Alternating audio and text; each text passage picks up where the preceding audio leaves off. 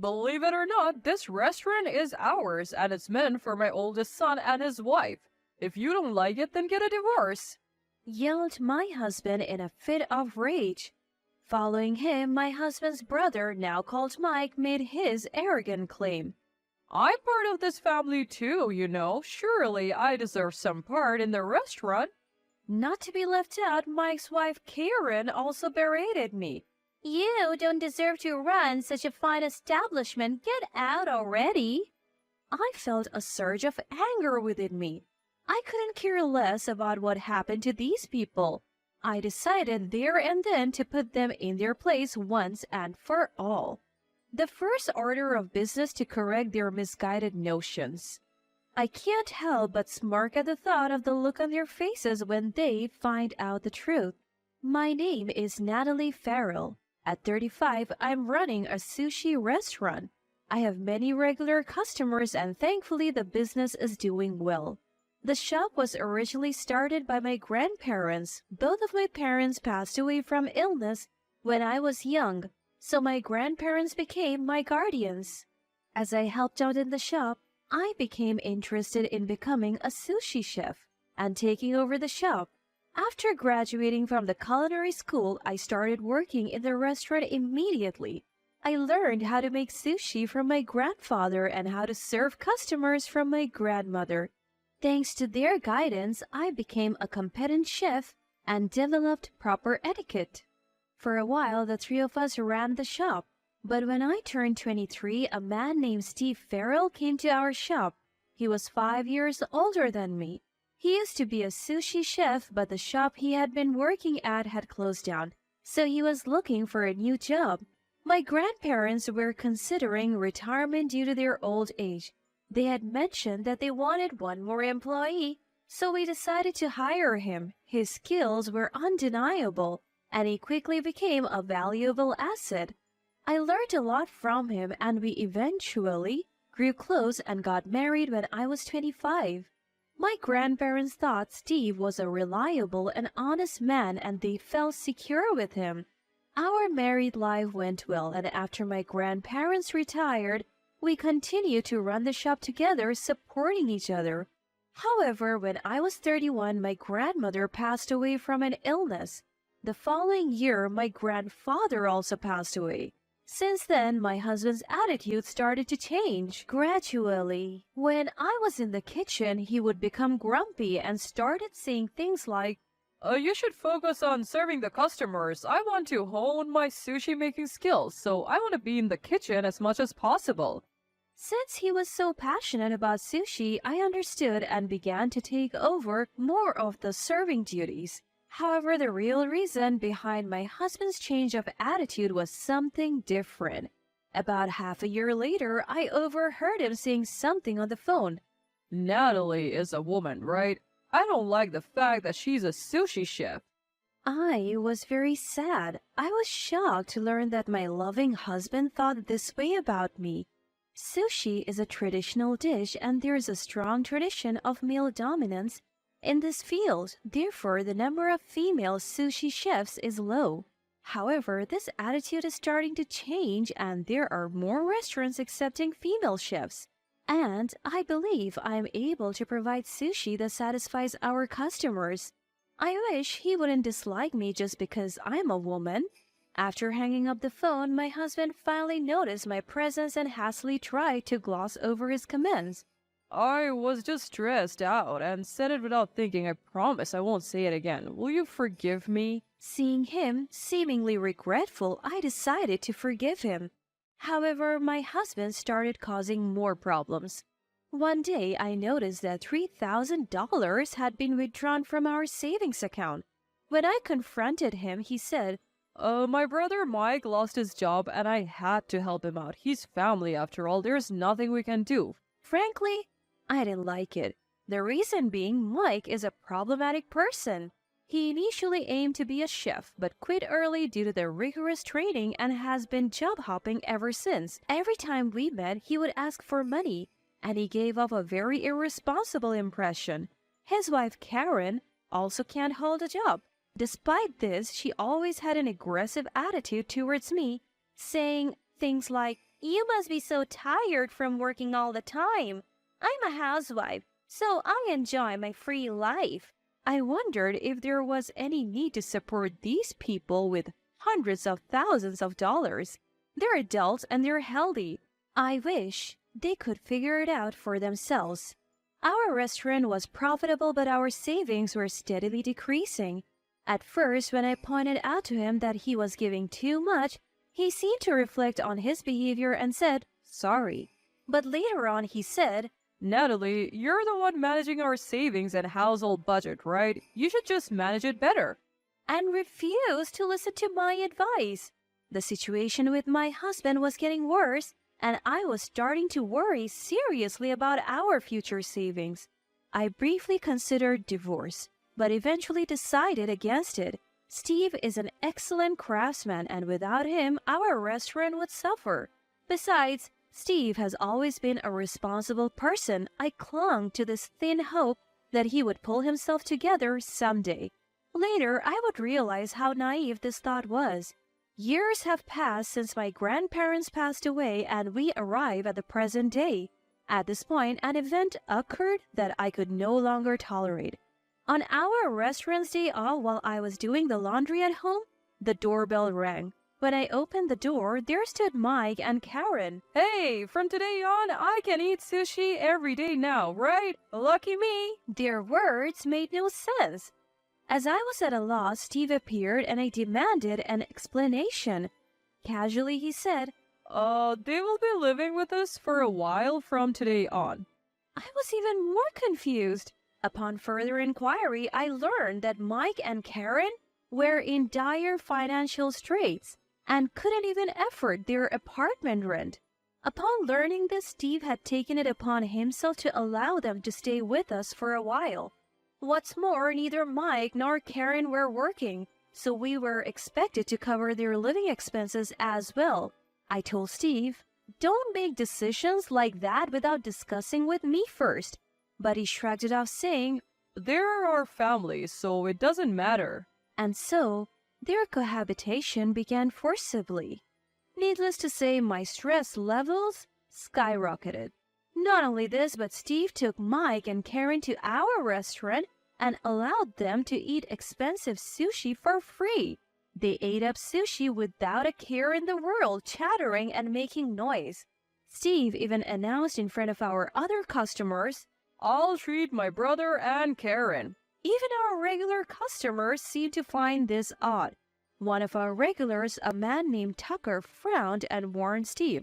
Steve, it's not right to let them eat for free just because they're your family. It will affect the restaurant's business, won't it? Steve pretended to reflect upon his words, saying, I'm sorry. Tucker is our regular customer, and we have been close since I was a child. He's like a beloved grandfather to me, and he's always there for me, saying, If you ever have a hard time, feel free to talk to me. However, despite Tucker's warning, Steve didn't stop giving preferential treatment to Mike and Karen. Steve never scolded Mike and always showed a soft smile towards Karen. Watching Steve like this, a suspicion began to form in my mind. I hope I was just misunderstanding, but my suspicion would later prove correct. When my stress was at its breaking point, a major incident occurred. One day off, Steve, Mike, and Karen told me they had important news. Actually, we have decided to hand over our restaurant to Mike and Karen. It's been Mike's dream to become a chef, and we thought it would be a good idea. I felt dizzy. Running a restaurant is tough. I couldn't believe that Mike and Karen could manage it, and I didn't want to give the restaurant that we inherited from our grandparents to people like them. I firmly told them. Then Steve, Mike, and Karen all became furious. Steve yelled at me loudly. That's my restaurant. What I do with it is my business. Whether you like it or not, the restaurant will belong to Mike and Karen. If you don't like it, get a divorce. Mike also arrogantly said, I'm part of the family too, right? Just give me the restaurant. Karen berated me, saying, "You're not worthy of that restaurant. Get out quickly." I was filled with intense anger. I no longer cared what happened to these people. I decided to retaliate against them once and for all. First, I decided to correct the three's misunderstanding. I chuckled to myself, wondering what their faces would look like once they learned the truth. I don't know what you guys are misunderstanding, but the restaurant is something I inherited from my grandparents. It's in my name, so I can't transfer it to Steve, Mike, or Karen. As I explained this, my husband looked surprised. But I'm your husband. I should have the right to do as I please with the restaurant. Inheritances go to blood relatives. Since we don't have children, my inheritance is mine alone. Steve finally seemed to understand the mechanics of inheritance and was stunned. I was almost dumbfounded by his lack of common sense because Steve was so dedicated to sushi he lacked some common knowledge. I have often felt this way in our married life. Then, Mike started to make a fuss. Hey, you should have explained this beforehand. I finally raised my voice in anger. What? You guys were the ones who proceeded with the conversation based on your misunderstandings. You didn't even give me the time to explain. What are you saying? Annoyingly, Mike tried to counter further. But we don't care about whose name it's in. We can run the restaurant on our own. You're no longer needed, so get out. I really decided to leave if I stayed here any longer. I thought I might explode with anger. I packed only the essentials, said goodbye, and stormed out of the house. After leaving the house, I initially stayed in a cheap business hotel. There, I strategized about what to do next. I had no desire to make amends with Steve. I had finally realized that the kind Steve was nowhere to be found. I don't know if that was his true nature or if something had twisted his personality. But suddenly, I felt foolish for trusting such a horrible man. I wanted to punish him. I also wanted Mike and Karen to leave my house. I wondered how I could drive them out. After thinking about it, I made various calls and formally launched a revenge plan. I also went out for a bit, and after about a week, my preparations were complete. So I returned home. Seeing me, Steve and the couple looked triumphant. Steve smirked and looked at me. Hey, finally reflecting and came back, huh? But returning in just a week, you lack resolve. Hearing this, the couple laughed heartily. Suppressing my anger, I showed them several photos. They were stunned at that moment, but Steve and Karen's faces turned pale. Meanwhile, Mike asked in confusion, What are these photos? These are photos proving Steve and Karen's affair, I declared in a cold tone. The photos showed Steve and Karen walking arm in arm, appearing to enjoy themselves. The other photos also captured their intimate moments. Mike finally seemed to understand the situation and began to blush in anger. Hey, what is this? You have betrayed me with an affair? Mike's anger was fierce. However, Steve didn't apologize but instead doubled down. Shut up. It can't be helped. I fell in love. You were wandering around outside and I happened to go out with Karen. Karen also began making pitiful excuses. It's your fault for not working. Compared to that, Steve is a respectable artisan. It's clear who I would choose. Karen hasn't been working either, and Steve, who's having an affair, is not someone trustworthy at all. I was beyond angry and more disgusted. The three of them had started a low-level argument, and it seemed like it was spiraling out of control. Somehow, I managed to calm them down despite the frustration bubbling within me. Once he had calmed down a bit, my husband glared at me. How did you get these photos? You've been following us? No, I replied. I hired a detective to gather evidence of your affair. That's how I got these pictures. So that's why I had been visiting a detective agency. My husband ranted. Hiring a detective is coward. But the real coward was my adulterous husband. Well, it's unlikely he would understand that. Then Mike asked a question.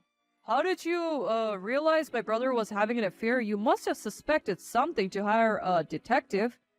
I let out a chuckle. Of course, I could tell we are married after all. I noticed right away how excessively sweet he was acting around Karen. The smile he had for her was completely different from the one he showed me or our customers.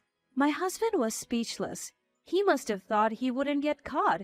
In his shock, he revealed too much in front of my grandparents. How he had acted as innocent as a cat, how he had married me for my shop, how he didn't really love me, and so on. I looked at him coldly, my heart aching. Despite loving you so much, I was betrayed by you. I have endured a lot of pain. Do you understand how much I have suffered? Can you imagine how much you have made me worry? At my harsh words, my husband finally fell silent. He looked remorseful, but I had no intention of forgiving him. Steve and Karen were silent too, probably feeling awkward. Finally, there was some quiet, and I continued. I will be claiming damages from both Karen and Steve. Be prepared. At these words, Karen erupted, Wait, I have no money. How can you claim damages from someone like me? I cut off Karen's words. All you have to do is work and earn money. You can pay in installments. It's inconceivable to hurt someone and not make amends. Karen, looking shocked, could only manage a weak, okay, and then fell silent again. I took out the divorce papers I had already filled out and made my husband fill in the necessary parts. All I have to do now is submit these to the office, and I can say goodbye to the bothersome man. The matter of the affair was now more or less settled. However, there was still something left to be done by the three of them. I asked them, You didn't just cause me trouble, did you? The three of them looked clueless. They really didn't seem to understand, so I reluctantly explained, You treated the customers of our shop poorly, right? I have been in regular contact with our regulars over the past week, and they all voiced their complaints. The main complaints were that despite the many mistakes, they never apologized, and they loudly insulted customers in the staff-only area. There was even a claim that Mike tried to steal change. When I told them about these complaints, their faces turned pale. Since you have caused so much trouble for our valued customers, I will have you apologize. I'm going to call our regulars now and have you apologize. I pulled out my phone and started making calls.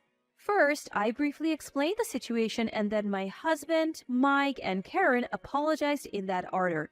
We repeated this process several times. All of our regulars were understandably angry at the three, so the apology took much longer than expected.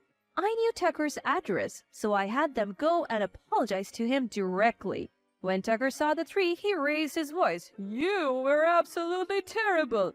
How dare you face people with that attitude? No matter how delicious your sushis are, I will never have them again. Then he looked at me and smiled kindly. Natalie, you should cut ties with these people. Even if Steve leaves, a more skilled artisan will come to your place. Yes, I am divorcing my husband too. Thank you for all your help. I'm truly grateful. Before carrying out this plan, I had also sought advice from Tucker, which had proven immensely helpful. I thanked him deeply. After leaving Tucker's house, I made sure to let Mike, Steve, and Karen know that I had reported all their misdeeds, including their infidelity, to our regulars. You three might want to continue working as chefs, but I don't think our regulars will be visiting your restaurants. If they tell others, those people probably won't either, I said. Adding insult to injury, even if the three didn't run a restaurant, the mental damage of their embarrassment being known to so many people would be significant. I told them to pack their things and get out immediately, which they did. After they were kicked out, they seemed to get into a heated argument about what to do next. They were making such a commotion in the street that the police were called and they were taken away. They were trouble to the end. The three didn't end up with criminal records, but they did split up and started living separately. Mike and Karen got divorced too. I submitted the divorce papers to the government office and cleanly cut ties with my husband. Mike is still unemployed and living a poor life. I heard he's struggling daily to dodge debt collectors because of the substantial debt he owes. As I promised, I demanded alimony from my husband and Karen. Karen seems to have found a job for now. However, she was unemployed for a long time, so she can't suddenly become a high earner, and her salary seems to be quite low compared to her peers. My husband also managed to find a job and relocated to a remote state where he didn't know anyone. Yet rumors have a way of leaking out, and their past wrongdoings became known, leaving them with no place to hide. In particular, my husband and Karen have to keep working to pay their debts. I imagine their days are tougher than they expected. I hope they suffer. Even after my husband left, the restaurant is doing well. My regulars who learned about the incident started coming to the restaurant more frequently to support me. I had fewer chances to be in the kitchen due to my husband, but I have been practicing in secret so my skills haven't deteriorated. The enjoyable days have returned and I'm living a fulfilling life. We have also gained a new employee. She's a girl who just graduated from vocational school. She's still an apprentice and has a lot to learn, but I sense a flair in her. Her attitude towards the customers is excellent, so she is well regarded among the regulars. Since we're both women, we found it easier to connect with each other, and she sometimes confides in me about her worries. I think we're building a good relationship. I even consider having her inherit the restaurant in the future, but I intend to keep doing my best as an active chef for now. While cherishing this restaurant that I inherited from my grandparents, I wanted to keep growing both as a sushi chef and as an individual.